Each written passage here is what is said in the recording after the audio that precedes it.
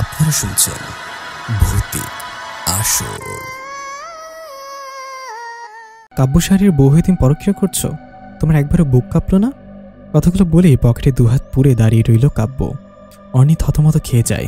বেশ কয়েকদিন ধরেই রাতুল তাকে দেখা করার জন্য বলছিল, এমনকি জিনরাজ্য থেকে মানুষের পরিবেশেও চলে এসেছে সে। কাব্য জানলে রেগে যাবে বিধায় অর্ণি চুপচাপ রাতুলের সাথে দেখা করতে এসেছিল, কিন্তু অর্ণি এটা জানত না তার জিনবর সর্বক্ষণ তাকে নজরে নজরে রাখছে। অর্ণি কাব্যকে বোঝানোর চেষ্টা করে বলল, না না কাব্য, তুমি যেমনটা ভাবছো তেমনটা না। আমি আসলে অর্ণির কথা শেষ না হতে কাব্য বলে উঠল, একদম ঠিক বলছো, আমি যেমনটা ভাবছি তেমনটা না, পুরোটাই উল্টো, তাই না? আমি ভাবতাম আমার বউ এক পুরুষে আসক্ত, সেটা আসলেই ভুল, রাইট? এবার অর্ণি রাগ হলো, রেগে বলল, এখন একটু বেশি হয়ে যাচ্ছে না কাব্য? তুমি কি বোঝাতে চাইছো আমি এক পুরুষে আসক্ত না, আমি বহু পুরুষে আসক্ত? তোমার জন্য আমি বন্ধু বান্ধবী সবাইকে ছেড়েছি, তাও এই কথা কিভাবে বলছো তুমি? শোনো, নিজের লাইফ পার্টনারকে বিশ্বাস করতে শেখো, অবিশ্বাস করে নিজের মন মানসিকতাকে নিচু করো না। কাব্য হালকা মাথা দুলিয়ে বলল, তোমার সব থেকে বড় ভুল কোথায় জানো? এই বন্ধু বান্ধবীদের ছেড়ে দেওয়া। আমি তো তোমাকে একবারও বলিনি ছাড়তে, বা তাদের মধ্যে কারোর সাথে কথা বললে আমি কিছু বলতাম না। এই বন্ধু বান্ধবীদের ছেড়ে নিজেকে এক পুরুষে আসক্ত করার যে নাটকটা করেছো, এটাই সব থেকে বড় ভুল। তুমি এমন একজনের সাথে লুকিয়ে কথা বলছো যে তোমাকে ভালোবাসে, যে তোমার জন্য জিনরাজ্য থেকে মানুষের পরিবেশে চলে এসেছে। একটাবার ভাবো তো, তার ভালোবাসা কতটা গভীর, আর সেই গভীর ভালোবাসায় তুমি গভীর জলের মাঝে ডুব দিচ্ছ, আর আমি জেলে হয়ে তোমাকে ধরার জন্য বসে আছি। এমন গভীর জলে ডুব দিলে ভেবেছিলে জেলের জালে ধরা পড়বে না তুমি? তবে জানো, জেলের জালে ধরা পড়াই মাছের ধর্ম। অনির আগে নাক ফুলে বলল, আমি তোমাকে ভালোবাসতাম, সম্মান করতাম কাব্য, তবে আজকে যেই নিচু মন মানসিকতার পরিচয় তুমি দিলে, তাতে বলতে বাধ্য হচ্ছি তোমার থেকে রাতুল শতগুণে ভালো। অন্তত একটা মেয়েকে সম্মান করতে জানে, একটা মেয়ের অনুভূতি বুঝতে জানে, যার কিছুই তোমার মধ্যে নেই। আমার সব থেকে বড় ভুল বন্ধু বান্ধবীদের ছেড়ে দেওয়ার সাথে সাথে তোমাকে বিয়ে করাও, আর একটা ভুল হলো রাতুলকে রিজেক্ট করে দেওয়া। আমার ভাবতে এখন অবাক লাগছে, তোমার মতো একটা ছেলের জন্য আমি রাতুলকে রিজেক্ট করেছিলাম। নেহাত তখন ছোট ছিলাম, ভালোবাসা বুঝিনি, তখনও আবেগ নিয়ে লাফালাফি করেছি, নিজের পায়ে নিজে কোরাল মেরে ফেলেছি। তো নিজেকে ভোগ করতে হবে, তাই না? আমাকে এক প্রকার বাক্সবন্দি করে রেখেছো তুমি, স্বাধীনতা বলতে কিচ্ছু দাওনি তুমি বা তোমার পরিবার। অর্ণির কথা শেষ হতেই ঠাস করে একটা থাপ্পড় মেরে দিল কাব্য অর্ণির গালে। অর্ণির গাল দুটো চেপে ধরে বলল, আমাকে নিয়ে যা বলার বলো, তবে আমার পরিবারকে নিয়ে যদি একটা কথা বলো তাহলে খুন করে ফেলবো তোমাকে। নেক্সট টাইম কথা বলার আগে দুইবার ভেবে নিবই। আমি মারতে শুরু করলে না, তোর এই নাগরতকে বাঁচাতে পারবে না। আহনাব শাহরিয়ার শব্দের ছেলে আমি, কথাটা মাথায় ঢুকিয়ে নিস। তোর মতো দুশ্চরিত্রা ছাড়লে হাজারটা ভালো মেয়ে পাবো আমি। অনেক কাব্যর দিকে তাকিয়ে ঘেন্নায় কাঁদতে কাঁদতে বাড়ির ভেতর চলে গেল। এতক্ষণ পুরো ঘটনাটা রাতুল দূরে দাঁড়িয়ে দেখছিল। অর্ণি চলে যাওয়ার পরে রাতুল কাব্যর কাছে এসে বলল, আমার জন্য নিজেদের মধ্যে ঝামেলা করবেন না প্লিজ। অর্ণি অমন মেয়ে না, অর্ণি খুব ভালো মেয়ে, আর আমারও এমন কোনো ইচ্ছেও নেই। কাব্য হালকা এসে বলল, এটা আমাদের স্বামী স্ত্রীর ব্যক্তিগত বিষয়, আপনি থার্ড পার্সন হয়ে আমাদের ভেতরে ঢুকবেন না। ভালোবাসা অন্ধ বুঝলেন, তাই সে অন্ধের মতো আপনি অর্ণির আসল রূপটা দেখতে পাচ্ছেন না। একবার ভাবুন, যে কাব্যকে ও এত ভালোবাসত, যার জন্য দিনের পর দিন এত লড়াই করেছে, সে কাব্যকে রেখে যখন আপনার কাছে যেতে পেরেছে, সেখানে আপনাকে তো পেয়ে গেলে একদম সহজে আপনাকে ছাড়া একজনের কাছে যাবে না, তার কি গ্যারান্টি আছে? যাই হোক, বাদ দেন। আপনি আমাদের এখানে এসেছেন, আমাদের বাড়িতে চলুন, যে কয়েকদিন থাকবেন দরকার হয়ে থাকবেন, বাবা আপনাকে দেখলে খুব খুশি হবে, চলুন। কাব্যর প্রস্তাব না করে দিয়ে রাতুল বলল, আরে না না, আমার ব্যবস্থা হয়ে যাবে। আমার জন্য আপনাদের মধ্যে এমনিতে ঝামেলা হচ্ছে, তাই আপনাদের বাড়িতে গিয়ে আরও ঝামেলা পাকাতে চাই না। একটু সাহায্য করবেন তাহলে হবে। আমি তো এখানে কাউকে চিনি না, মানুষের পরিবেশে প্রথমবার এসেছি, কিছু বুঝতে পারছি না। কাব্য রাতুলের কথায় পাত্তা না দিয়ে হাত ধরে টেনে বাড়িতে নিয়ে আসলো। শব্দের সামনে বসে আছে রাতুল, শব্দকে সে বেশ ভয় পায় প্রচণ্ড। রাতুলকে এখানে আসার কারণ জিজ্ঞাসা করলে থতমত খেয়ে যায় সে। কাব্যর দিকে তাকিয়ে ভাবলো অর্ণির বিষয়টা হয়তো বলে দিবে, কিন্তু কাব্য বলল না। কাব্য বলল উল্টো কথা। কাব্য জানালো রাতুল এমনিতেই ঘুরতে এসেছে এখানে। শব্দ খুশি হয়ে রাতুলকে নির্দিষ্ট রুমে নিয়ে যেতে বলল। কাব্য নিজে রাতুলকে তার রুমে নিয়ে সবটা বুঝিয়ে দিয়ে আসলো। দরজায় খিল দিয়েছে অর্ণি। কাব্য বেশ কয়েকবার ডাকার পরেও দরজা খুলছে না সে। শেষে কাব্য নিজে অদৃশ্য হয়ে রুমে ঢুকে দেখলো অর্ণি বসে বসে কাঁদছে।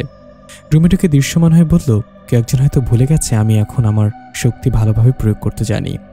অর্ণি কোনো কথা বলল না। কাব্য অর্ণির সামনে বসে অর্ণির মুখটা ধরে বলল, তুমি জানো না আমি তোমাকে কতটা ভালোবাসি? রাতুলকে নিয়ে তো কম কাহিনী হয়নি বলো, তাও তুমি ওর সাথে দেখা করতে গেলে, আমাকে নিয়ে যেতে পারতে, তুমি আমাকে জানোনি পর্যন্ত। তোমার অন্য একটা ছেলের সাথে দেখলে আমার রাগ হবে স্বাভাবিক। অর্ণি তাও কোনো কথা বলল না। কাব্য ফের বলল, অর্ণি কথা বলো। এবারও অর্ণি কথা বলল না তো দূরে, ফিরেও তাকালো না। কাব্য বড় করে একটা নিঃশ্বাস নিয়ে বলল, অর্নি কথা বলো, মাথা গরম হচ্ছে। লাস্টবার বললাম কথা বলো। এবার অর্নিকে নির্বাক দেখে কাব্য রেগে হাতের পাশে থাকা ফুলদানিটা আছাড় দিয়ে ভেঙে ফেলল। চিৎকার করে বলল, কথা না বললে এই রুম থেকে সোজা বেরিয়ে যাও। তোমার নাগরের জন্য আমার সাথে কথা বলা বন্ধ করেছ, তাহলে সোজা তোমার নাগরের রুমেই যাও, নিচে আমাদের বাড়িতে আছে। কাব্যর কথা শুনে আর্নি চমকে খুশি হয়ে উঠে বসা থেকে উঠে দাঁড়ালো। চুলের বেনি নাচে বলল, সত্যি ধন্যবাদ বলে দরজা খুলে রুম থেকে বেরিয়ে গেল। কাব্য অর্নির যাওয়ার দিকে হা করে তাকিয়ে আছে। সে কি বলল, কি ভাবল আর কি হলো? আসলে মেয়েদের বোঝা বড় মুশকিল। কাব্য রাগ হলো, প্রচণ্ড রাগ। পণ করল অর্নির সাথে আরও দুবাক্য বলবে না সে। সকাল সকাল গালে থাপ্পড় খেয়ে ফর্সা গালটা লাল করে মাথা নিচু করে দাঁড়িয়ে আছে অভ্র। গোলুমোলু গাল দুটো দেখতে পাকা টমেটোর মতো লাগছে। বাইকের পেছনে বসেছিল সে। একটু আগেই বাইক নিয়ে কলেজে ঢুকেছে অভ্র এবং ওর ফ্রেন্ড ফাহিম।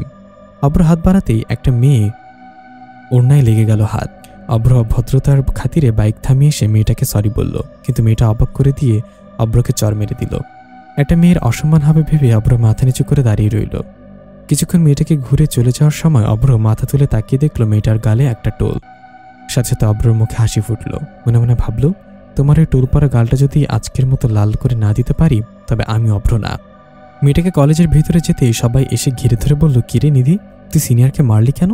নিধি ভ্রুকুচকে বলল, সিনিয়র হয়েছে তো অন্যায় করলে অন্যায়ের প্রতিবাদ করব না? ছেলেটা আমার ওড়না টান দিল কেন? সিনিয়র হয়েছে বলে কি যা খুশি তাই করবে? একটা মেয়ে এগিয়ে এসে বলল, না নিধি, ভাইয়া ভুল কিছু করেনি, ভাই খেয়াল করেনি বিষয়টা, যখন বুঝতে পারলো তখন তোকে সরি বলল। ভাইয়া তো ক্যাম্পাসের সব ছেলে মেয়েদের উপকার করে, ওনার জন্য এখানে জুনিয়রদের বা মেয়েদের বাজে কথা বলার সাহস কেউ পায় না। নিধি ডোন্ট কেয়ার ভাব নিয়ে বলল, তো আমি কি করব? আমার সাথে যা ঘটেছে আমি সেটা প্রতিবাদ করেছি। এগিয়ে আসা মেয়েটা বলল, এখন যদি ভাইয়া তোর উপর রাগ করে উল্টাপাল্টা কিছু করে বসে? নিধি হাঁটতে হাঁটতে বলল, কি করবে? এটা কি তার কলেজ? সবাই হেসে বলল, না, তবে কলেজে তার একটা আলাদা পাওয়ার আছে বুঝলি, শত হলো কাব্য ভাইয়ের ভাই বলে কথা। নিধি অন্য মানুষ করে বলল, কাব্য? কলেজ চত্বরে মাথা নিচু করে দাঁড়িয়ে আছে নিধি। সামনে গোল হয়ে বসে আছে অভ্রর বন্ধুরা। নিধিকে এভাবে দাঁড়িয়ে থাকতে দেখে উদ্দেশ্য করে অভ্রকে চড় মারার শাস্তি দেওয়া, যদিও অভ্র এই বিষয়ে অবগত না। অভ্রের অনুপস্থিতিতে এসব কাজ করেছে ওর বন্ধুরা। তার শেষে নিধি বের হতে নিধিকে ডাক দেয় ওরা। নিধি এগিয়ে গিয়ে জিজ্ঞাসা করতেই সবাই সমস্যাটা বলল, কলেজে প্রথমে এসে এত তেজ তোমার? কাব্য ভাইকে চড় মেরেছ? নিধি মুখ বড় করে বলল, তো কি হয়েছে? অন্যায় করলে প্রতিবাদ করব না আমি? একটা মেয়ের ওড়না ধরে টান দিলে একটা মেয়ে কি করা উচিত? তাকে ধন্যবাদ বলা উচিত? কাব্য নাকি তার ভাই হলেও বা আমার কি, আমরা পড়ালেখা করতে এসেছি এখানে, কারোর নাম ব্যবহার করে বাহাদুরি করতে নয়। তবে নিধির বড় বড় কথা টিকল না। মুহূর্তে সিনিয়রদের থেকে ধমক খেয়ে কেঁদে দেয় নিধি। সবাই মুখ টিপে হেসে বলল, রোদের মধ্যে 1 ঘন্টা দাঁড়িয়ে থাকতে। অজ্ঞাত নিধিকে মাঠের মাঝখানে গিয়ে দাঁড়াতে হলো। প্রায় 20 মিনিট দাঁড়িয়ে থেকে মাথা চক্কর দিতে লাগলো নিধির। ফর্সা মুখটা লাল টকটকে হয়ে আকার ধারণ করেছে টমেটোর ন্যায়। হাত পা কাঁপাকাঁপি শুরু হয়ে গেছে ইতিমধ্যেই। দূর থেকে নিধিকে এভাবে দাঁড়িয়ে থাকতে দেখে অভ্র দৌড়ে কাছে আসলো। নিধির কাছে এসে জিজ্ঞাসা করলো, এভাবে দাঁড়িয়ে আছে কেন? নিধি কোনো উত্তর দিল না। ছলছলে চোখ নিয়ে রাগি রাগি ভাব করে অভ্রর দিকে তাকালো সে। অভ্র বুঝতে পারলো কোনো ঝামেলা হয়েছে তাকে নিয়েই, তাই নিধিকে উদ্দেশ্য করে বলল, আপনার অবস্থা খারাপ হচ্ছে, মনে হচ্ছে আপনি হেঁটে যেতে পারবেন না। ইফ ইউ ডোন্ট মাইন্ড আমি কি আপনাকে ধরে নিয়ে যাই? নিধির উত্তরের আশা না করে অভ্র নিধিকে ধরে ছায়া নিয়ে যেতে লাগলো। 2 কদম এগিয়ে যেতেই মাথা ঘুরে পড়ে যেতে নিলেই অভ্র নিধিকে ধরে পাজা কোলে তুলে নেয়। ছাই নিয়ে বন্ধুদের ডাক দিল। সবাই ছুটে আসতেই সবাইকে ধমক দিয়ে জিজ্ঞাসা করলো অভ্র। পাশ থেকে ফাইম বলে উঠল, এই মেয়েটা তোকে বিনা কারণে চড় মেরেছে তাই? ফাইমকে থামিয়ে দিয়ে অভ্র বলল, তাই বলে আমরা যে অন্যায় সবসময় থামানোর চেষ্টা করি সেটাই তোরা করবি? নিধি অভ্রর দিকে তাকিয়ে বলল, এতে দোষ দিচ্ছেন কেন? নিজে করতে বলে আবার ভালো সাজা হচ্ছে আমার কাজে, বলেই মুখ গোমরা করে বাসায় চলে যায়। অভ্র দুঃখ পায় প্রচণ্ড। অভ্র কিছু না করা সত্ত্বেও এই নিয়ে 2বার দোষী হচ্ছে। সন্ধ্যার কাছাকাছি সময়ে ছাদে পায়চারি করছে কাব্য। রাতুলের বিষয়টা কোনোভাবেই মানতে পারছে না সে। রাতুল যাই করুক না কেন, অর্নি কেন রাতুলের সঙ্গ দিবে? হঠাৎ করে রোদ ছাদে চলে আসে। এসে কাব্যকে এভাবে দেখে চিন্তিত হয়ে পড়ে। কাছে এসে মাথায় হাত দিয়ে জিজ্ঞাসা করে, কি হয়েছে বাবা, এমন করছিস কেন? কাব্য যতটা সম্ভব মুখে হাসি ফুটে বলল, না মা, কিছু না, এমনি ভালো লাগছে না তাই। রোদ নিজেও হালকা হেসে বলল, মায়ের থেকে লুকাচ্ছিস? বল কি হয়েছে? অর্নির সাথে ঝগড়া হয়েছে? অর্নির কথা বলতেই ডুকরে কেঁদে ওঠে কাব্য। রোদকে জড়িয়ে ধরে বলল, মেয়েরা যেন কেমন মা, ভালোবাসার মূল্য দিতে জানে না। ছেলেরা যত নিজেকে ভালোবাসা প্রকাশ করে তত সস্তা হয়। তুমি কিছু মনে করো না মা, এই বাবাকেই দেখো, বাবা কতটা পাগল ছিল তোমার জন্য, অথচ তুমি বাবাকে ছেড়ে চলে গেলে। ছোটবেলা থেকে আমি মায়ের আদর পেলাম না, বাবা তার ভালোবাসা ছেড়ে এতটা বছর কাটিয়েছে। আজ ঠিক অর্নি সেটাই করেছে মা, আমার জন্য বিন্দুমাত্র সময় তার নেই। আমাকে এখন বিরক্ত লাগে ওর। আমি আজ বুঝতে পারছি বাবা কতটা অসহায়ভাবে জীবন কাটিয়েছিল। অথচ আমি বোকার মতো বাবাকে দোষারোপ করে পুরোটা সময় খারাপ ব্যবহার করে গেছি। রোদের মন খারাপ হলো। সন্তানের দুঃখের থেকেও তার স্বামীর দুঃখের কথাটা মাথাচড়া দিয়ে উঠল তার। মনে মনে অনুশোচনা করলো ছেড়ে যাওয়ার কথা। এই একটা কারণে তার ছেলে তাকে এখনো খারাপ ভেবে যাচ্ছে। রোদ ফের কাব্যর মাথায় হাত বুলে বলল, আমি তো তখন নিজের মধ্যে ছিলাম না রে, আমি পরিস্থিতির শিকার হয়েছিলাম। আমি বা শব্দ কেউ বুঝতে পারিনি এমনটা হবে। তাছাড়া তোর বাবা ভালোভাবে জানে আমি তাকে কতটা ভালোবাসি। হয়তো তার ভালোবাসাটা আমার থেকে একটু বেশি, তবে আমি কখনোই শব্দ ছাড়া দ্বিতীয় কোনো পুরুষের কথা মাথায় আনিনি, সেটা হোক আমি রোদ ছিলাম বা মহারানী ছিলাম। কাব্য হালকা নাক টেনে বলল, আমি জানি মা, আমি কথাটা এভাবে বলতে চাইনি। আমি শুধু বুঝিয়েছি বর্তমানে মেয়েদের ভালোবাসার দিকটা। তোমার হয়তো মনে নেই, তুমি জানো না মা, আমার জন্য অর্ণি কতটা পাগল ছিল। আজ সেসবের কিছুই নেই। অনি ছাদে উঠতে গিয়ে কাব্যর কথাগুলো শুনে ফেলে। প্রচণ্ড অভিমান হয় তার। সে তো কাব্যকে ভালোবাসে, কাব্য তার স্বামী, তাও কেন কাব্য উল্টাপাল্টা বিষয় নিয়ে ভাবছে। অনি ছাদে না উঠে নিজের রুমে চলে যায়। রাতে খাবার খাওয়ার পর রোদ অর্ণির কাছে যায়। অনি তখন ঘর গুছিয়ে রাখছে। রোদ গিয়ে বিছানায় হেলান দিয়ে বসে বলল, হাত পা কেমন ম্যাচ ম্যাচ করছে রে, বয়স বেড়ে গেছে কত যে জ্বালা। অনি কোনো উত্তর দিল না। রোদ ফের বলল, তোর কি হয়েছে রে, কাব্যর সাথে কিছু হয়েছে? অনি তখনও কথার উত্তর দিল না। রোদ ভুরু কুচকে জিজ্ঞাসা করলো, কি রে, উত্তর দিচ্ছিস না যে? অনি হুট করে রোদের দিকে তাকিয়ে বলল, কিছু হয়নি শাশুড়িমা। রোদ একই ভঙ্গিতে জিজ্ঞাসা করলো, তুই আমাকে শাশুড়িমা বললি, তুই আমাকে মাম্মাম বলে ডাকলি না কেন? কারণ শাশুড়ি সবসময় শাশুড়ি হয়, মা হতে পারে না। তুই ভুলে যাচ্ছিস শাশুড়িমা হওয়ার আগে আমি তোর মা, হ্যাঁ, তবে আপন নয়। আপন পরের কথা আসলো কেন অর্ণি? আমি কখনো কোনোদিন তোকে নিজের মেয়ের থেকে আলাদা ভেবেছি? তখন ভাবিনি, তাই তখন মাম্মাম বলতাম। এখন ভাবছো তাই শাশুড়িমা বলছি। কি ভাবলাম? তোমার ছেলে তোমার কাছে আমার নামে নালিশ করেছে, তুমি কি করলে? প্রতিবাদ না করে ছেলেকে আদর করলে। আমি তোমার নিজের মেয়ে হলে পারতে। অর্ণি, ও আমার ছেলে, আর ওর কোনো দোষ আমি দেখিনি। তোদের মধ্যে ভুল বোঝাবুঝি হয়েছে, আমি সেটা ক্লিয়ার করার চেষ্টা করেছি। হ্যাঁ, তোমার ছেলে, আমি ছেলের বউ, তাই শাশুড়িমা হিসেবেই বলছি, যদি আমি মেয়েই না হতে পারি, যদি আর 5টা শ্বশুর শাশুড়ির মতো তোমার করো, তাহলে তোমাদের জায়গাও বৃদ্ধাশ্রম হবে। শেষের কথাটুকু কাব্য রুমে ঢুকতে শুনে ফেলে। ঝড়ের গতিতে গিয়ে অর্ণিকে কয়েকটা থাপ্পড় মেরে দেয় কাব্য। রোদ নিজের কানকে বিশ্বাস করতে পারছে না। যেই মেয়েকে নিজের মেয়ের মতো বড় করলো, এখন অবধি নিজের ছেলের থেকে আলাদা চোখে দেখেনি, সে আজ এই কথা বলল।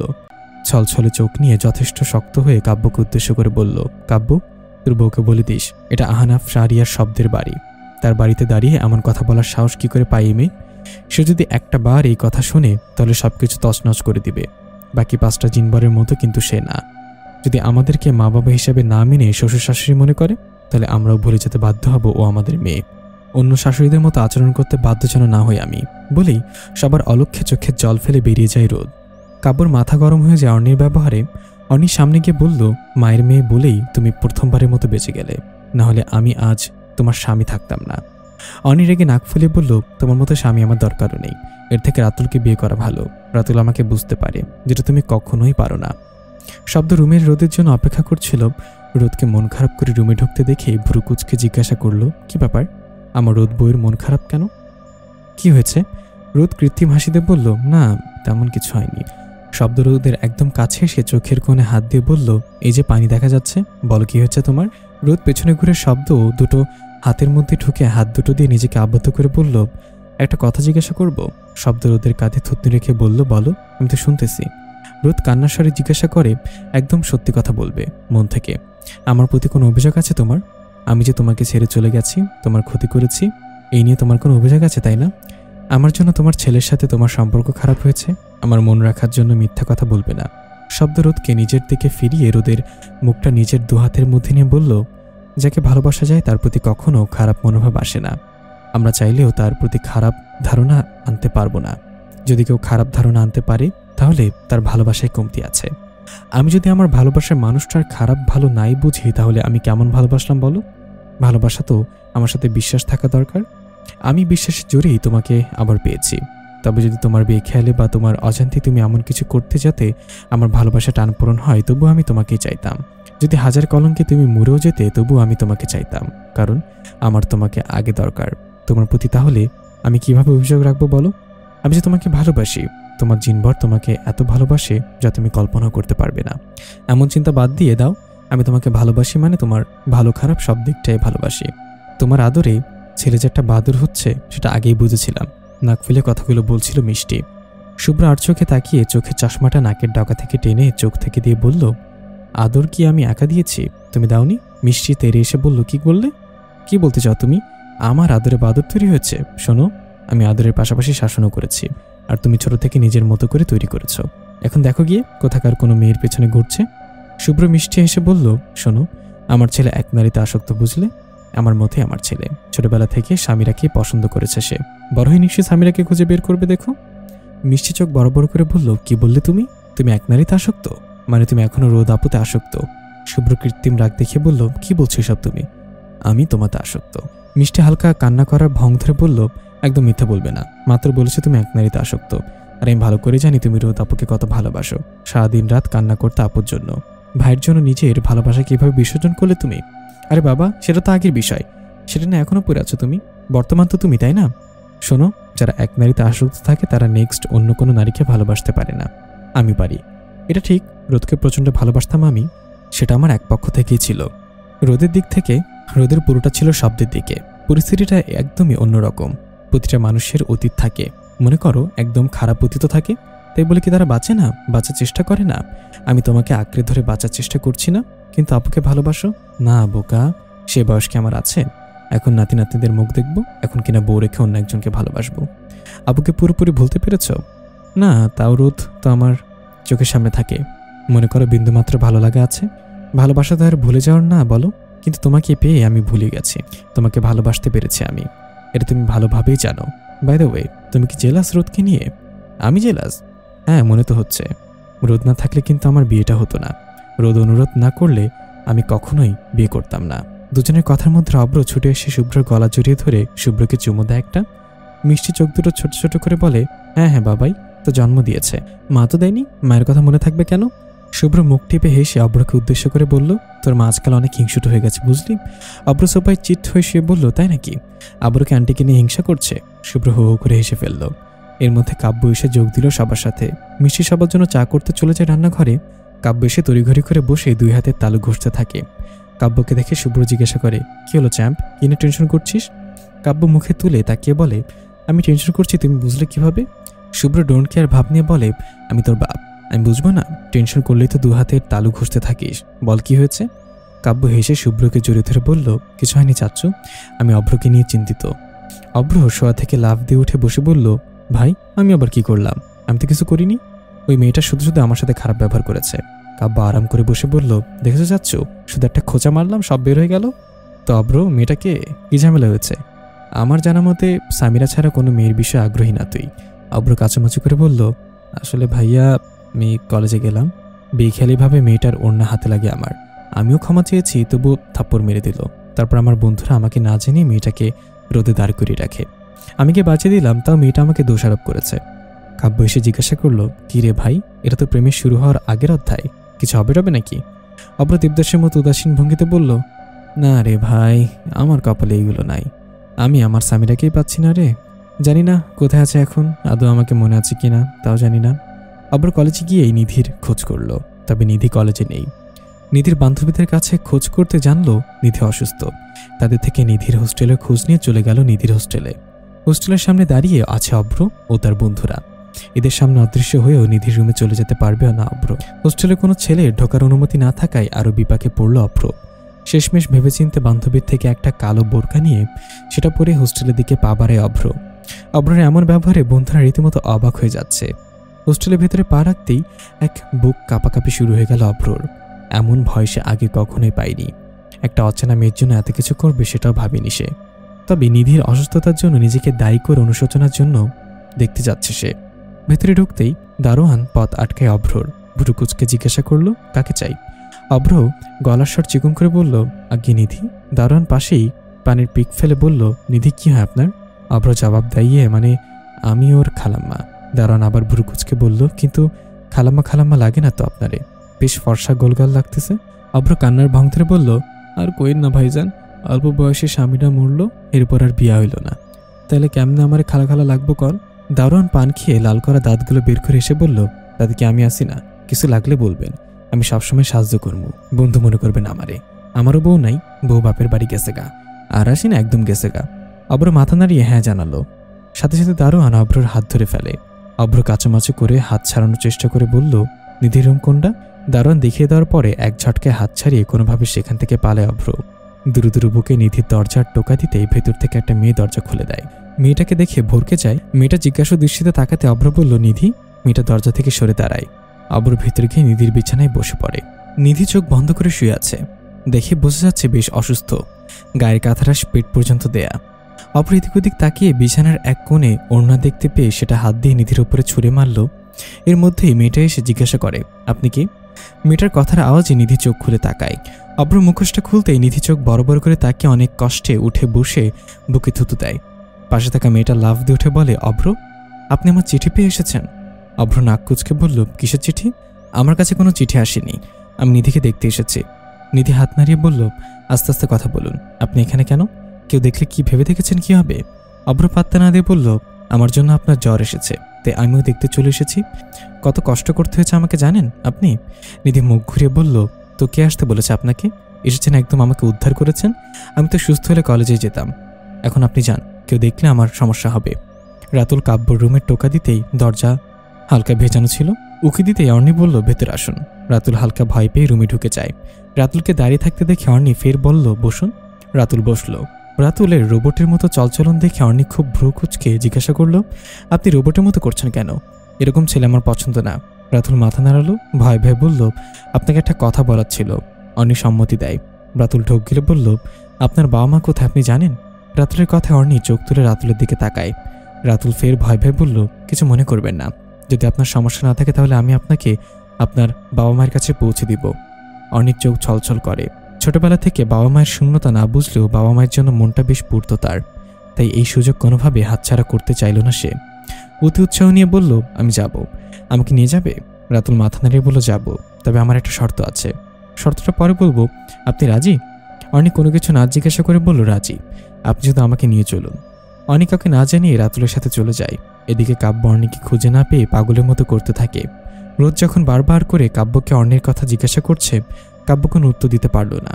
শব্দ বিষয়টা জানার পরে বুঝতে পারল আসলে কি হয়েছে। ইতোমধ্যেই অর্ণিকে খোঁজার জন্য কাজ শুরু হয়ে গেছে। তবে দীর্ঘ একদিন খোঁজাখুঁজির পরে যখন অর্ণি নিজেই ফিরে এলো তখন সবাই একটু অবাক হয়।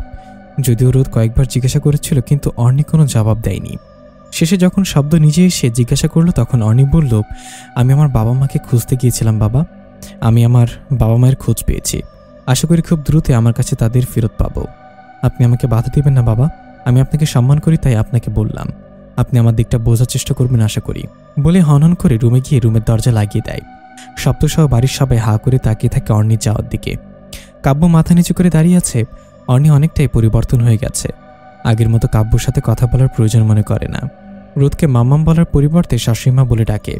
শব্দকে আগে তুমি বলে সম্বোধন করত, এখন আপনি বলে সম্বোধন করে। বাবা মাকে খোঁজা নিশ্চয়ই দোষে কিছু না, কিন্তু তাই বলে শ্বশুরবাড়ির সবার সাথে এমন ব্যবহার করবে? এটা নিয়ে খোলাসাভাবে আলোচনা করবে অর্ণির সাথে মনে মনে ভাবল কাব্য। আর রাতুলকেও এই বিষয়ে জিজ্ঞাসাবাদ করতে হবে। 2 দিন পর সুস্থ না হয়েও অনেকটা অসুস্থতা নিয়ে কলেজে যায় নিধি। কলেজের সামনে অভ্রকে দাঁড়িয়ে থাকতে দেখে মাথা নিচু করে চলে যায় সে।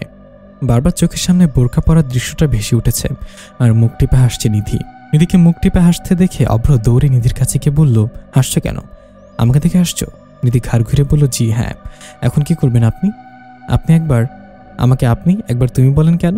অভ্র মাথা চুলকে নিজের বলদামির জন্য নিজেই হাসলো। নিধি চলে যেতেই সব বন্ধুরা অভ্রকে বলল, কি রে, কোনো মেয়ের দিকে তো কখনো ফিরেও তাকাসনি সামিরার জন্য, এই মেয়ের প্রতি এত ইন্টারেস্ট কেন? যদি সামিরা চলে আসে তাহলে কি হবে? অভ্র দীর্ঘশ্বাস ফেলে বলল, জানি না কি হবে, তবে এই মেয়েটার জন্য আলাদা একটা টান অনুভব হয়। তবে আমি জানি সামিরার সাথে একদিন নিশ্চয়ই দেখা হবে আমার। কম তো খুঁজলাম না বল, কোন শহরে আছে সেটাও জানি না আমি। কলেজে ঘোষণা হলো পরের দিন নবীনদের বরণ অনুষ্ঠান হবে, যার সব দায়িত্ব অভ্রদেরই দেওয়া হয়েছে। নিধির দেখা সেদিন আর পাওয়া গেল না। অভ্র কয়েকবার খুঁজেও নিধিকে পায়নি। অজ্ঞতা মন খারাপ করে বাড়ির দিকে রওনা দেয় অভ্র। বাড়িতে ঢুকতে অভ্রর চুপসে যাওয়া মুখটা দেখে কাব্য জিজ্ঞাসা করলো, কিরে কি হয়েছে? মুখটা এমন প্যাঁচার মতো করে আছিস কেন? অভ্র সেই ছোটবেলার মতোই কাব্যর গলা জড়িয়ে বলল, ভাইয়া আমার মন খারাপ। কাব্য জিজ্ঞাসা দৃষ্টিতে তাকালো। কাব্যর দিকে ছলছল চোখে তাকিয়ে বলল, তুমি জানো ওই মেয়েটার জন্য আমাকে বোরকা পরে গার্লস হোস্টেলে ঢুকতে হয়েছে। কাল নবীন বরণ, ভেবেছিলাম ওর সাথে আজ দেখা হবে, সেটাও হলো না আজ। এখন আবার বোরকা পরে হোস্টেলে যেতে ইচ্ছা করছে বলো? কাব্য মুখটা করে বলল, গলাটা একটু ছাড়, অভ্র গলা ছেড়ে দিল। কাব্য নিচে বসে বাচ্চাদের মতো হাত পা ছড়িয়ে হাসছে আর কিছু বলছে। তুই কিনা শেষে আমার ভাই একটা মেয়ের জন্য বোরকা পরে গার্লস হোস্টেলে গেলি। বলেছিলাম এটা প্রেম শুরু হওয়ার প্রথম ধাপ। কাব্যর অবস্থা দেখে ফের দীর্ঘশ্বাস ফেলে অভ্র গালে হাত দিয়ে কাব্যর পাশে বসে পড়ে। কাব্য অভ্রর গাল টিপে বলল, এখন কি দেখা করতে মন চায়? অভ্র মাথা নাড়ালো। কাব্য হাসি মুখে বলল, তুই কি মানুষের সাথে থাকতে থাকতে ছাগল হয়ে গেছিস? তুই জানিস না তুই জিন? তুই তো কয়েক সেকেন্ডও চলে যেতে পারিস অদৃশ্য হয়ে। কাব্যর কথা শুনে খুশিতে চকচক করে ওঠে অভ্রর চোখ। কাব্যর গালে টকাশ করে চুমু দিয়ে এক পায়ে নাচতে নাচতে বাইরে চলে যায় অভ্র। রাতে কাব্য রুমে এসে চিত হয়ে শুয়ে মাথায় হাত দিয়ে রাখলো। মাথা ব্যথা করছে তার। অর্ণিকে আশেপাশে দেখা যাচ্ছে না, নিশ্চয় রাতুলের কাছে আছে। কাব্যর চোখ থেকে গড়িয়ে পড়ল ভালোবাসা হারিয়ে ফেলার অশ্রু। হুট করে মাথায় কারো স্পর্শ পেয়ে বুঝতে পারল এটা অর্ণি। চোখ বন্ধ করা অবস্থাতেই ফের কাঁদল কাব্য। চোখের পানিগুলো অর্ণি মুছে দিয়ে মাথা টিপে দিতে আরম্ভ করলো। অনেকদিন পর এমন চিরচেনা দৃশ্য দেখে কাব্যর ভালো লাগলো। অর্ণি জিজ্ঞাসা করলো, স্যার কাঁদছে কেন? মাথা ব্যথায় নাকি আমার ব্যথায়? কাব্য নাক টেনে বলল, মাথা ব্যথা থেকে তোমার ব্যথাটা দ্বিগুণ। অর্ণি ঝুঁকে কাব্যর কপালে আলতো করে একটা চুমু দেয়। কাব্য চোখ খোলে না, আগের মতোই চোখ বন্ধ করে জিজ্ঞাসা করলো, কোথায় ছিলে? অর্ণি স্বাভাবিকভাবে উত্তর দেয়, মামাম রাতুলকে খাবার দিয়ে আসতে বলল, দিয়ে এলাম, তবে রান্নাঘরে ছিলাম। কাব্য নিজেকে সামনে জিজ্ঞাসা করলো, মাঝখানে একদিন কোথায় ছিলে? জিন রাজ্যে। কি নিয়ে গেল? রাতুল। ও কেন? বাবা মায়ের খোঁজ করতে? পেয়েছো? দেখেছি। কোথায় থাকে তারা? জিন রাজ্যের একদম শেষ প্রান্তে। তুমি বুঝলে কিভাবে তারাই তোমার মা বাবা? তোমাদের কি চেহারা চেনা মনে আছে? নেই, তবে এটা ভেবে দেখিনি। চাতক পাখির মতো বৃষ্টির পানি পেয়ে যেন জীবন ফিরে পেলাম। চাতক পাখি কিন্তু বৃষ্টির পানি ছাড়া অন্য পানি পান করে না, জানি। তাহলে তুমি নিজেও বাবা মা ছাড়া অন্য কাউকে বাবা মা ভেবে নিও না। রাতুল তোমায় কি বলেছে? আমাকে বাবা মার কাছে নিয়ে যাবে। ইচ্ছায় ফিরে যাওয়ার? হ্যাঁ, আমাদের জানাতে পারতে। আমি নিজেই খুঁজে আনতাম। এই জন্যই সেদিন রাতুলের সাথে দেখা করতে গিয়েছিলাম। তুমি তার আগ্রহী করলে, ভুল হয়েছে। তাহলে মাফ করে দাও। দিয়েছি তো, তাই তো আবার ফিরে এলাম। অর্ণি যদি নিজের বাবা মাকে খোঁজে, তাহলে আমি অর্ণির পক্ষে সবসময় থাকবো। তোমার পরিবারের জন্য সবার বাবা মাকে ছেড়ে আসবে এমন তো কোনো কথা না, তাই না? কথাগুলো শুনে মিষ্টি বলছিল পাশে শুভ্র মিষ্টিকে জড়িয়ে ধরে আছে। মাথা উঁচু করে শুভ্র বলল, এটা কেমন কথা মিষ্টি? আমার কথা কখন বললাম আমাদের জন্য বাবা মা ছেড়ে আসতে হবে? তোমাকে আমরা কেউ কখন এটা বলেছি? কেউ জোর করেছিলাম? তুমি তো এসে বিয়ের প্রস্তাব দিলে রোদের কাছে। আর রোদ অমন না যে অর্ণিকে এমন কোনো কথা বলবে। আমাদের পরিবারে কেউই অমন না। আমরা চাই অর্ণি বাবা মাকে ফিরে পাক, কিন্তু ও কাউকে কিছু জানাচ্ছে না। শব্দ রাজ্যের রাজা, ও চাইলেই পারবে খোঁজ নিতে, কিন্তু অর্ণি তা করছে না। অর্ণি ও কাব্যর মধ্যে কি হয়েছে বা সেটা হচ্ছে, সেটা তুমি জানো না জেনে আমার পরিবারের ব্যাপারে এত বড় একটা নেগেটিভ ধারণা জন্ম নিল কিভাবে তোমার? মিষ্টি রেগে বলল, রোদের কথা আনছো কেন তুমি? রোদের কথা কখন বলেছে আমি? মাথা থেকে রোদের ভাবনা যায় না তোমার? শুভ্র এবার শোয়া থেকে উঠে বসে বলল, ওর কথা না বলার কি আছে? ও কি পরিবারের বাইরের? আর অর্ণিকে রোদ বড় করেছে, ওর কথাটাই আগে আসা স্বাভাবিক। মিষ্টি এবার সত্যি সত্যি বেশি রাগ করে বলল, সবসময় রোদ আর শুভ্র চামচা হয়ে থেকে গেল। এত কাজ করে রাজ্য রাজা হলো শব্দ। তুমি কিসের সম্মান পেলে? আর আমি তো সারা জীবন অন্য নারীতে আসক্ত ছেলেকে নিয়ে ঘর করে গেলাম, যার কাছে আমার আগে সবসময় রোদ। সব মানুষের সব সময় কথা শুনি আমি। আমার জামাই আমার ভাসুরের বউয়ের প্রেমে পড়েছিল। শুভ্র অবাক হয়ে যায় মিষ্টির কথা শুনে। এমন ধরনের কথা আগে কখনো বলেনি মিষ্টি। তেরে এগিয়ে বলল, কে বলেছে ঘর করতে তোমাকে? সবটা জেনে শুনে এসেছো তুমি। আর আমি একা নই, বিয়ের আগে তুমিও শব্দের প্রতি দুর্বল ছিলে। রোদের সাথে শব্দের বিয়ে হয়েছে বলে আমাকে বিয়ে করেছো। কই, কখনো তো সেটা নিয়ে কিছু বলিনি আমি। আসলে বদজিনেটা সবসময় খারাপই হয়, ভালো হওয়ার চেষ্টা করলেও তাদের খারাপটা থেকে যায়। শব্দ আমার ভাই, কখনো আমাকে চামচা মনে করে নাও, কারণ ও তোমার মতো নিচু মন মানসিকতার না। আমারই ভুল হয়েছে তোমাকে বিয়ে করে। আগে শুভ্রকে জাগিয়ে তুলো না, আমি কিন্তু পুরোটাই অন্যরকম। বলেই রুম থেকে বের হয়ে যায় শুভ্র। মাঝরাতে চুপে চুপে অদৃশ্য হয়ে হোস্টেলে চলে যায় অভ্র। নিধির রুমে দুটো খাটে দুজন ঘুমিয়ে আছে। কোনটা নিধি বোঝা যাচ্ছে না। দুজনেই কাঁথা মুড়িয়ে ঘুমিয়ে আছে। অভ্র দৃশ্যমান হয়ে পা টিপে টিপে একজনের মুখের উপর থেকে কাঁথা সরালেই কে কে বলে চিৎকার করে ওঠে মেয়েটা। অভ্র বুঝলো এটা নিধি না, তাই সাথে সাথে অদৃশ্য হয়ে যায়। মেয়েটি এদিক ওদিক তাকিয়ে কাউকে না দেখতে পেয়ে আগের মতো ঘুমিয়ে যায়। অভ্র নিজেকে বুকে ফু দিয়ে নিধির বিছানায় গিয়ে মুখ থেকে কাঁথা সরিয়ে আস্তে করে ডাক দিল, নিধি। নাকমুখ কুচকে জেগে উঠে পিটপিট করে সামনে অভ্রকে দেখে হা হয়ে যায়। অভ্রকে জিজ্ঞাসা করে, আপনি এখানে কিভাবে? অভ্র ফিসফিসে বলল, চুপ চুপ, কথা বলো না, আমি এখনই চলে যাব। কালকে শাড়ি পরে আসবে কেমন? নীল রঙের শাড়ি। এটা বলতে এসেছি, এখন ঘুমে যাও, আমি চলে যাচ্ছি। বলে বেলকনির দিক দিয়ে চলে যায়। এত উপরে থেকে নিচে কিভাবে নামবে সেটা ভেবেও নিধি পেছন পেছন দৌড়ে আসে বেলকনিতে। বেলকনিতে এসে দেখে অভ্র সেখানে নেই। একদম নিচ অব্দি তাকিয়ে দেখলো কেউ কোথাও নেই। এত দ্রুত হাওয়া হয়ে গেল নাকি? এটা আসলে অভ্র নাকি অন্য কিছু ছিল সেটা ভেবেই হাত পা ঠান্ডা হয়ে গেল নিধির। কলেজে নতুনদের ফুল দিয়ে বরণ করছে সিনিয়ররা, তার মধ্যে অভ্র ছিল। মুখ গোমরা করে দাঁড়িয়ে আছে সে। অজানা কারণে মন খারাপ, নিজের পাগলামিতে নিজে বিরক্ত হচ্ছে সে। কখনো সামিরা ছাড়া কথা মাথায় আসেনি তার, এখন কিনা মন ছটফট করছে নিধি নামের মেয়েটার জন্য। মনে মনে নিজেকে এক বস্তা গালি দিয়ে লুচু উপাধিতে ভূষিত করলো নিজেই। এক এক করে নবীনরা এগিয়ে আসছে আর তাদের হাতে ফুল তুলে দিচ্ছে। অভ্র তার বন্ধুরা। নিধিকে কোথাও দেখা যাচ্ছে না। একটু পরে অবাধ্য চোখ দুটো নিধিকে খুঁজে বেড়াচ্ছে। কিছুক্ষণের মধ্যে নিধিকে দেখা গেল নীল শাড়ি পরে এলোমেলো চুল নিয়ে কুচি ঠিক করতে করতে এগিয়ে আসছে। অভ্রর মুখে হাসি ফুটল। নিধি অভ্রর কথা শুনছে। বন্ধু ফাইমের হাত থেকে ছৌ মেরে গোলাপসহ রজনীগন্ধা ফুল এনে নিধির সামনে এগিয়ে দিয়ে দাঁত বের করে দিল। নিধি ভয়ে ভয়ে ফুলগুলো হাতে নিয়ে বলল ধন্যবাদ। তারপর কাচুমাচু করে কিছুক্ষণ দাঁড়িয়ে চলে গেল। অভ্র অবাক হলো কিছুটা। নিধি ভয় পাওয়ার মতো মেয়ে না, আর অভ্রকে তো ভয় পাওয়ার কথা সবার আগেই না। যতবার অভ্রর চোখে চোখ পড়েছে ততবারই নিধি চোখ ফিরিয়ে নিচ্ছে।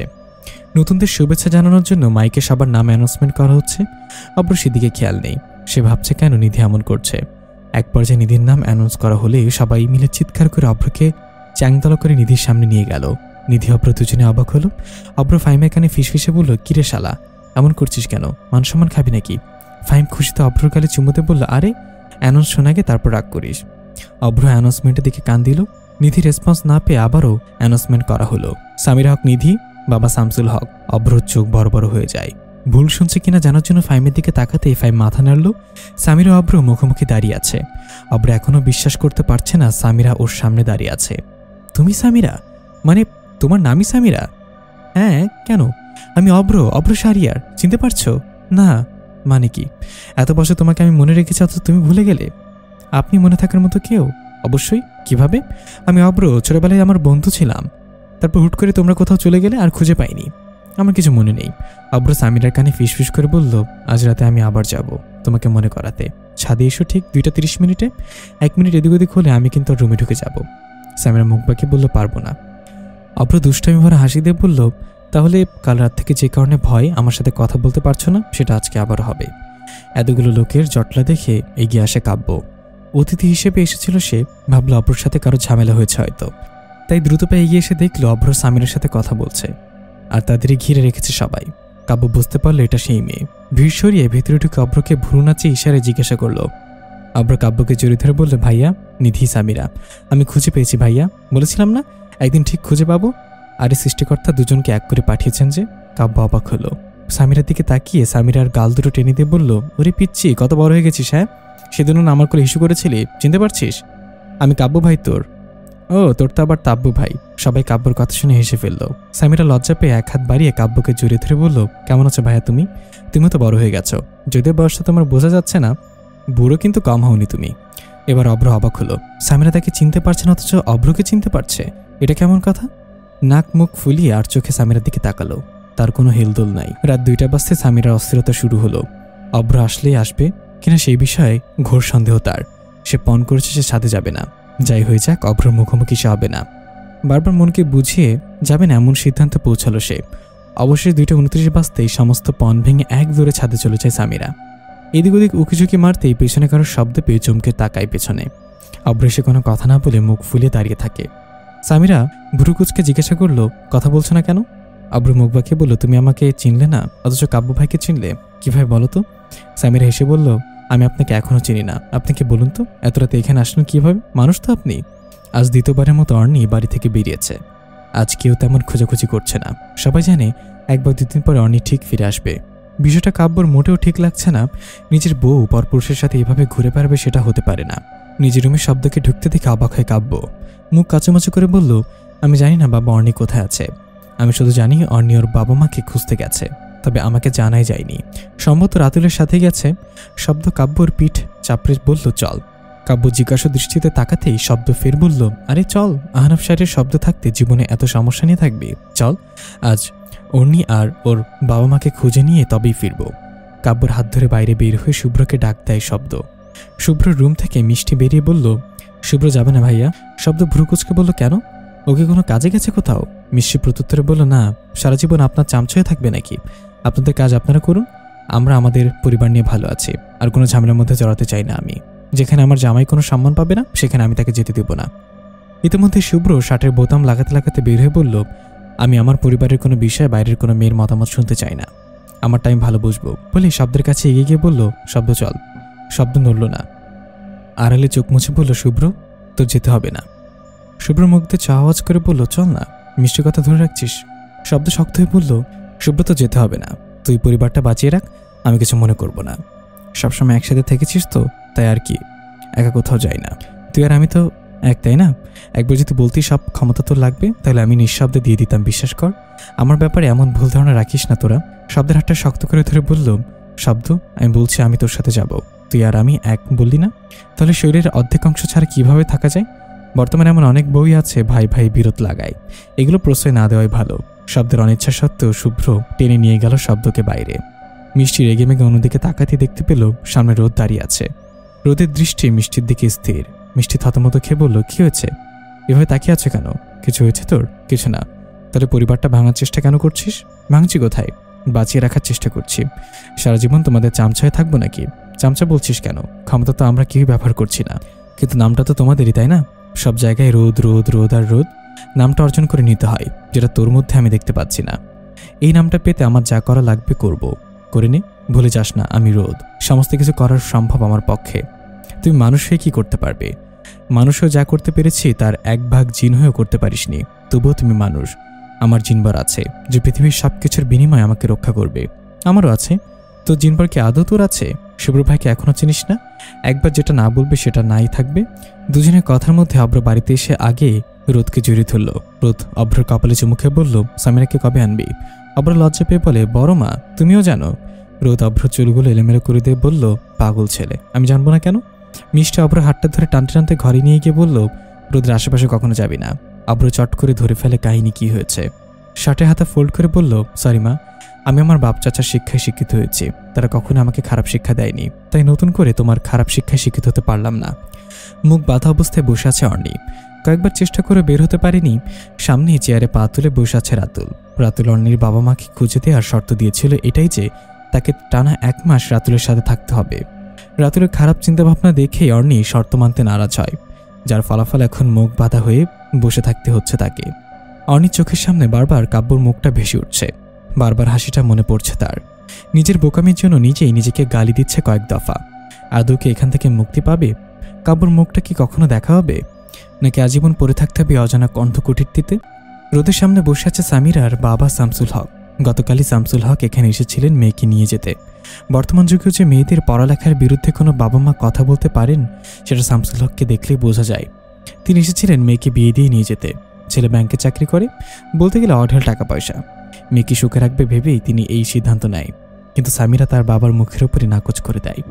শামসুল হক কারণ জানতে চাইলে সামিরা নির্ভয়ে অভ্রর কথা বলে দেয়। সামিরা জানায় তার পছন্দের মানুষ আছে, আর সেই পছন্দের মানুষ দেখতেই শামসুল হক এই বাড়িতে এসেছেন। ছেলের বউ হিসেবে সামিরাকে বেশ পছন্দ হয়েছে মিষ্টির। সে মনে প্রাণে চাইছে সামিরাকে যেন অভ্রর বউ হয়, চাই যথাসম্ভব রোদের সাথে ভালো ব্যবহার করছে আজ, কারণ রোদ একবার না করে দিলে শব্দ কিংবা শুভ্র কেউ এই বিয়েতে রাজি হবে না। আর এরা দুজন রাজি না হওয়া মানে বাড়ির সবাই রাজি না হওয়া। রোদ অবাক হয়ে যাচ্ছে আজকে মিষ্টির ব্যবহার দেখে, মনে মনে খুবই খুশি হচ্ছে। ভাবছে এই বিয়েটা দিয়ে যদি পারিবারিক সমস্যাটা মিটে যায় তাহলে বিয়েটা হওয়াই ভালো। রোদ মিষ্টির বাবাকে সালাম দিয়ে কথাগুলো আরম্ভ করলো।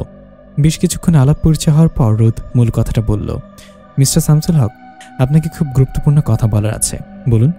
আমার ছেলে মানে অভ্র কিন্তু মানুষ নয়। আসলে এই পরিবারে আমি ছাড়া কেউই মানুষ না। মানে মানে এরা সবাই জিন। কি বলছেন আপনি? মাথা ঠিক আছে আপনার? জিন হবে কেন? জিনরা এভাবে বসবাস করে? মানুষদের সঙ্গে মানুষের বসবাস হয়, জিনরা সংসার করতে পারে নাকি মানুষের সাথে? আস্তে আস্তে মিস্টার শামসুল হক, এত প্রশ্ন একসাথে করলে কোনটার উত্তর দিব বলুন তো?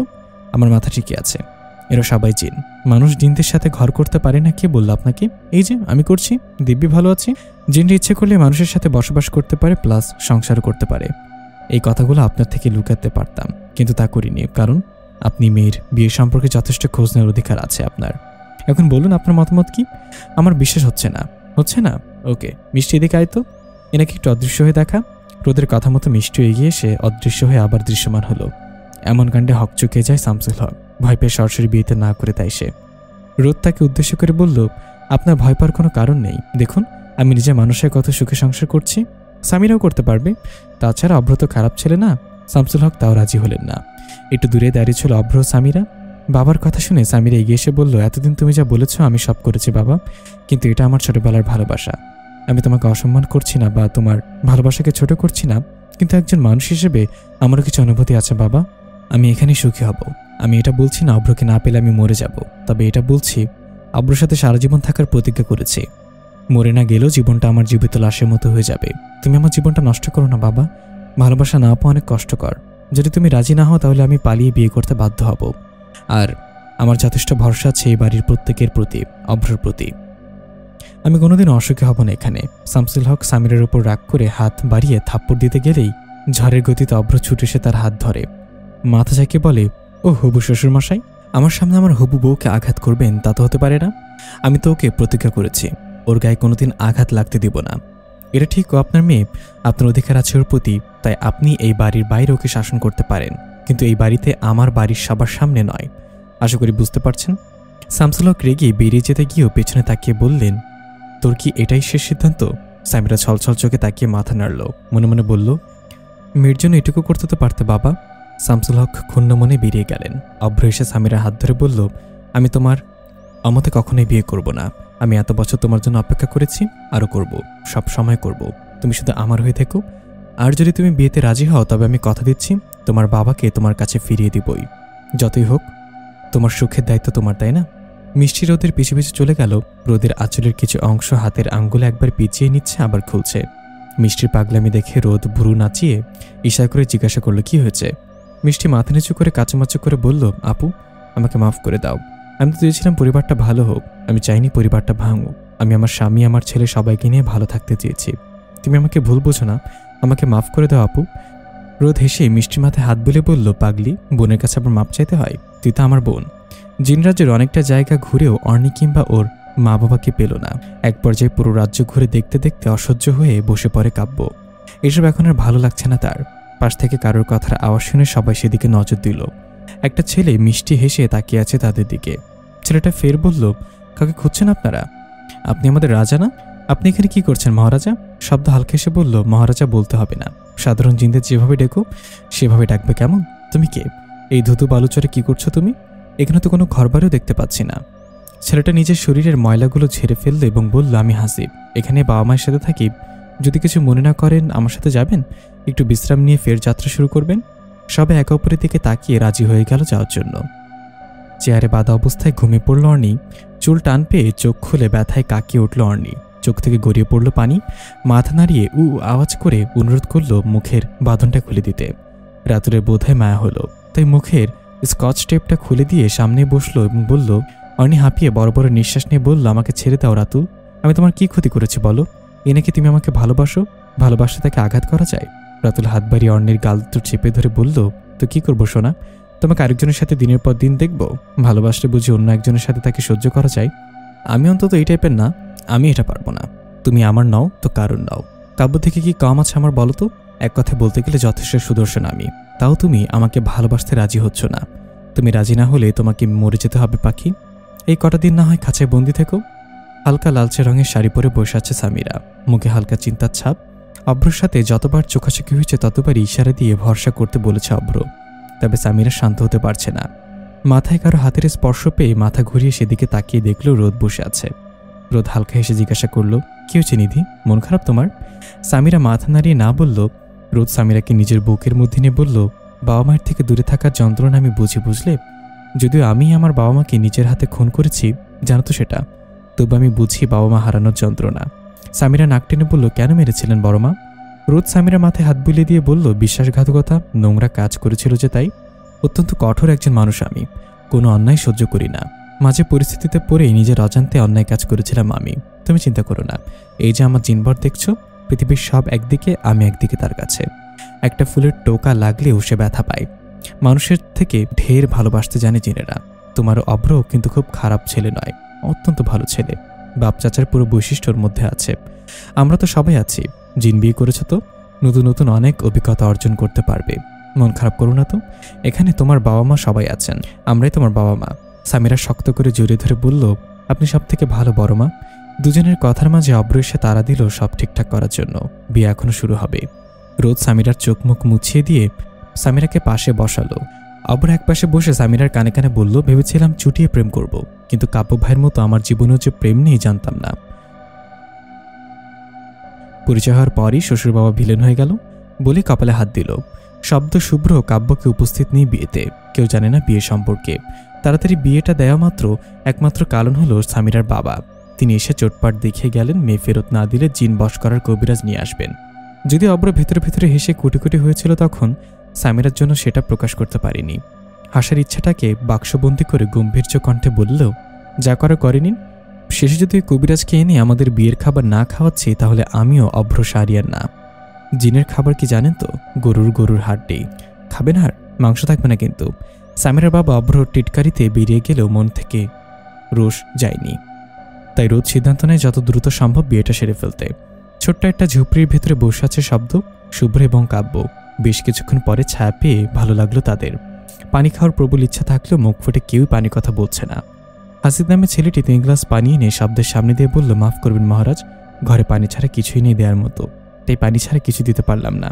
শব্দ ভ্রুকুচকে বলল, ঘরে কিছু নেই মানে? আমার জানা মতে তোমরাও জিন, রাইট? জিনদের পাওয়ার থাকার কথা, তবুও তোমাদের এত শোচনীয় অবস্থা কেন? হাসিব শরীরের ময়লাগুলো ঝেড়ে জামার ছেঁড়া অংশটা টেনে টেনে বলল, আমি জানি না মহারাজ, আমার জন্ম হওয়ার পর থেকে এখানে আমাদের বসবাস। আমাদের কোনো কালেই পাওয়ার ছিল না, সাধারণ মানুষের মতোই জীবনযাপন করি। নামমাত্রই জিন আমরা, তাই জিন রাজ্যে থাকতে পারছি, নাহলে মানুষের রাজ্যে থাকাই ভালো। শব্দের চোখ ভিজে গেল। হাসিবকে বলল তার বাবা মাকে ডাকতে। হাসিবের বাবা খালি গায়ে এসে বসলো সবার সামনে। শরীরের হাড় যেন কুচকে যাওয়ার চামড়া ছিঁড়ে বের হতে চাইছে। হাসিবের মা সামনে আসলেন না। সবকিছু জিজ্ঞাসা করতেই হাসিবের বাবার মুখে হাসি ফুটল। ভাবলো এবার হয়তো সুখের দিন আসবে।